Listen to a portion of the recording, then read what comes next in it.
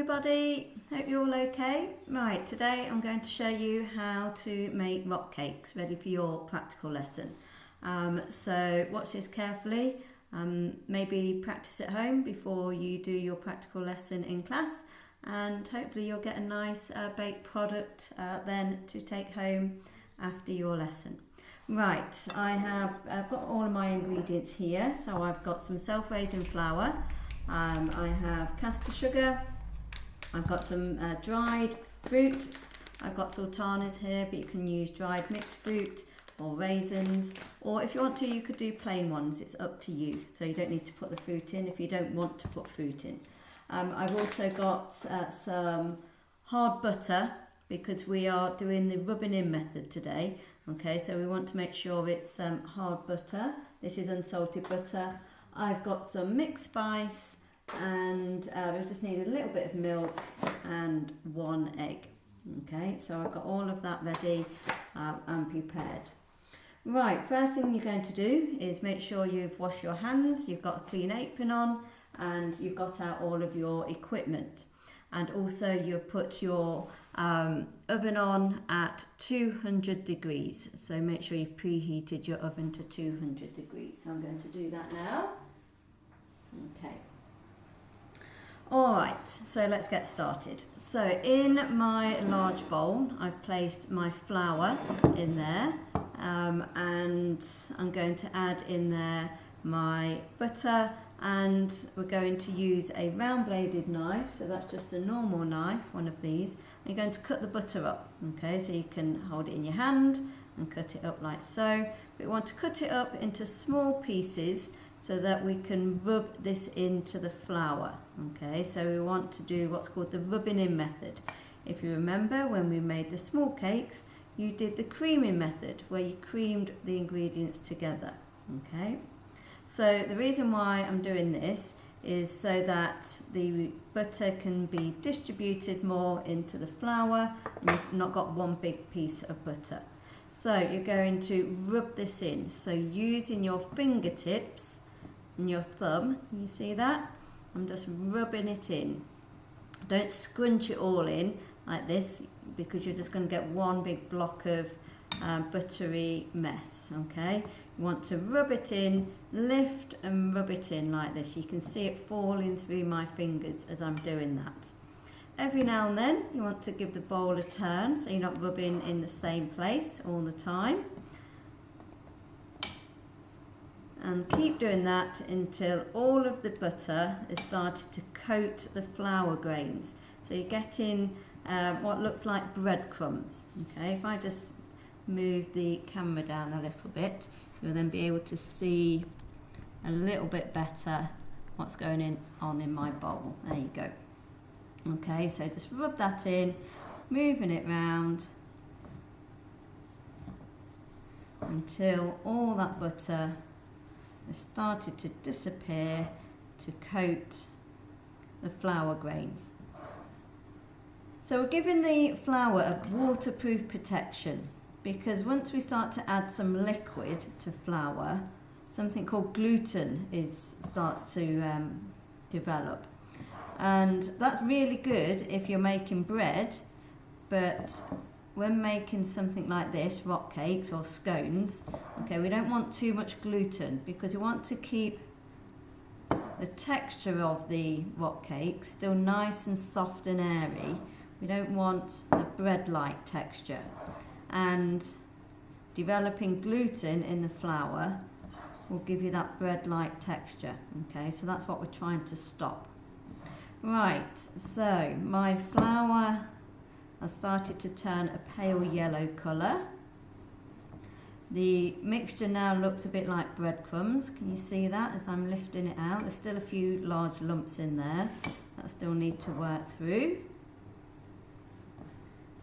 And we're nearly there.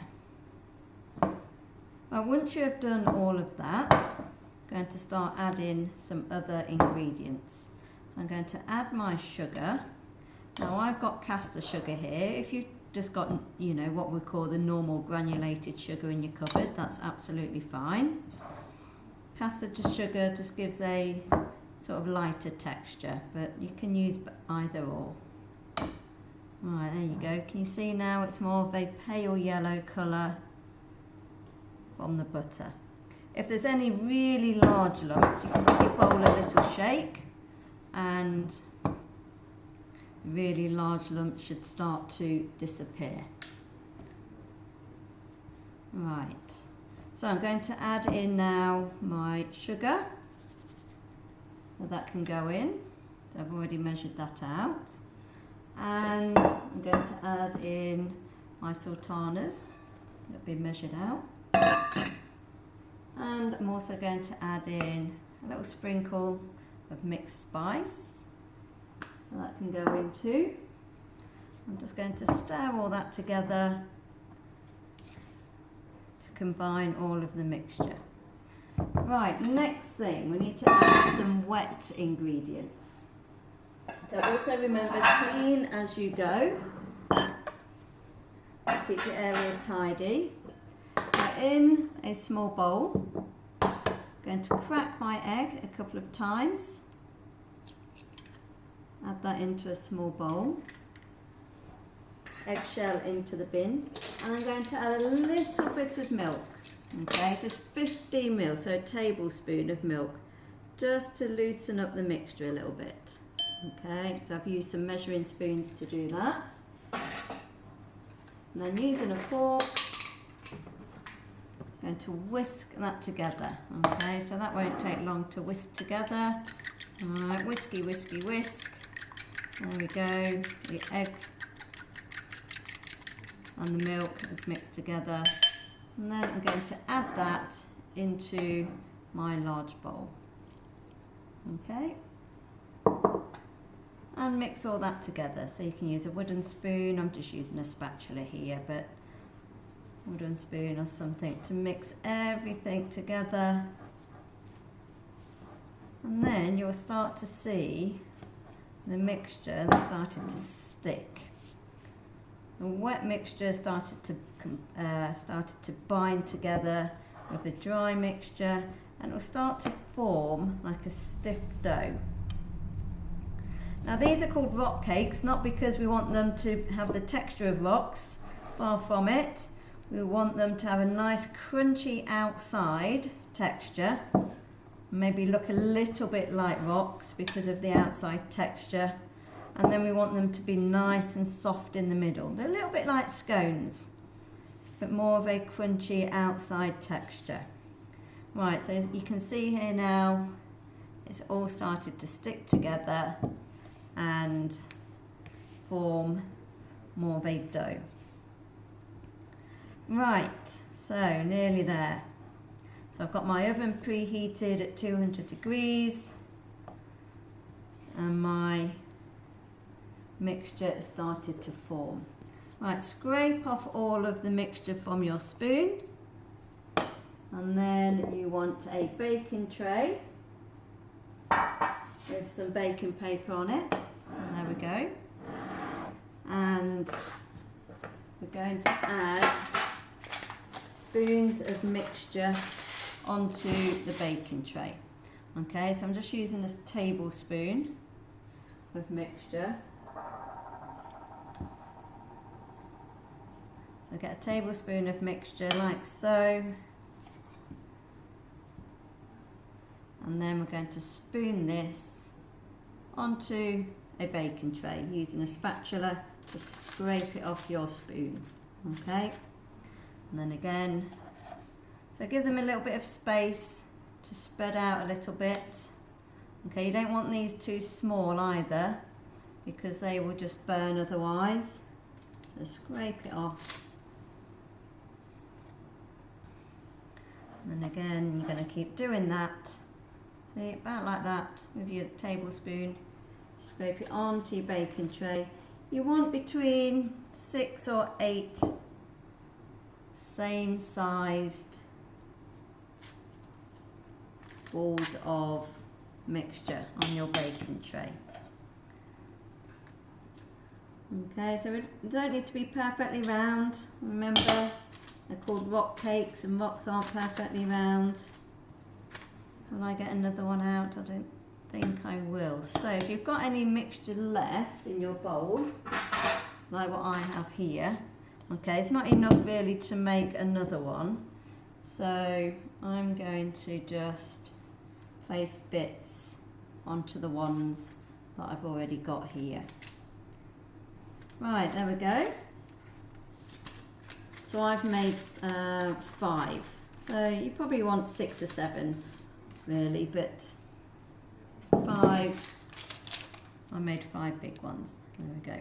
Right, they are going to go into the oven for about 10 to 15 minutes. All right, remember, when placing things into the oven, you make sure you are using oven gloves. Okay, so your hands are fully into the oven gloves. All right, and you get your friend or somebody to help you hold the oven door open, and you place these into the oven. Set a timer for 10 minutes, and then we'll check them again then after 10 minutes. Okay, so I'll come back to you in 10 minutes.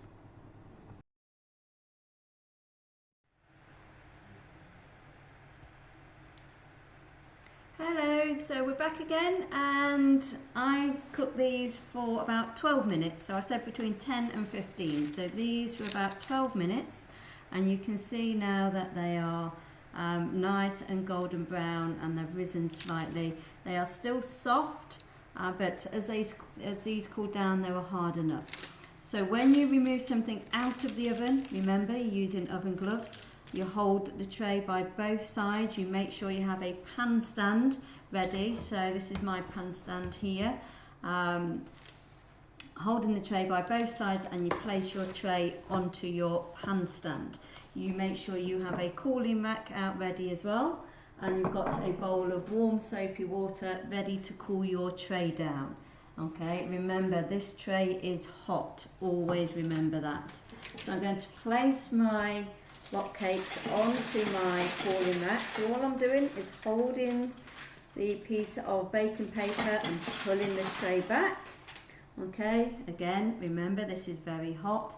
I'm going to place this straight into a bowl of warm soapy water. Soon as that hits the water, the tray has cooled down. It's now safe for me to pick up and hold. Okay, so you would need to wash that, dry it properly, and put it back away in the storage area. Right, here's my rock cakes now then, all ready to cool down and enjoy with a nice cup of tea. Okay, so I hope you enjoy making those, and I'll see you all again soon. Bye.